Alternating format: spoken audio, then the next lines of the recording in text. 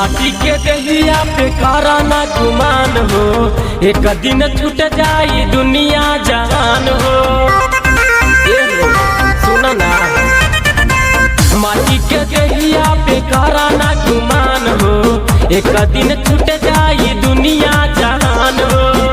केहू बाटे नहीं अपन संसार में, बाटे महिमा यीशु के अपार हो।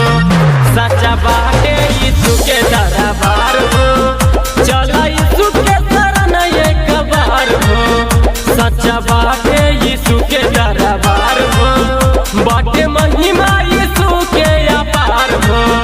सच्चा बाटे यीशु के दरबार हो, सच्चा बाटे यीशु के दरबार हो,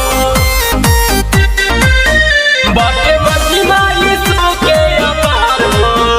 सच्चा बाटे यीशु के दरबार हो, खुशी आनंद मिल जाई प्रभु के शरणिया।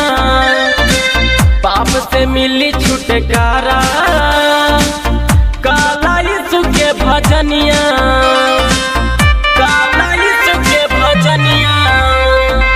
खुशी आनंद मिल जाई प्रभु यीशु के शरणिया। पाप से मिली छुटकारा, काला यीशु के भजनिया।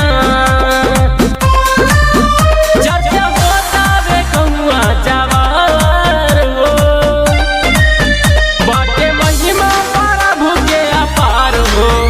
सच्चा बाटे यीशु के दरबार हो, बाटे प्रभु के महिमा अपार हो। सच्चा बाटे यीशु के दरबार हो, चला भैया यीशु के दरबार हो। सच्चा बाटे यीशु के दरबार हो, सच्चा बाटे यीशु के दरबार हो, बाटे महिमा यीशु के अपार हो।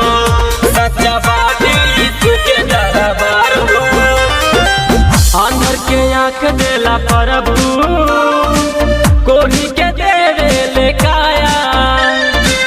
सिरवा झुकावा तानी प्रभु, कभी धन जय पे दाया।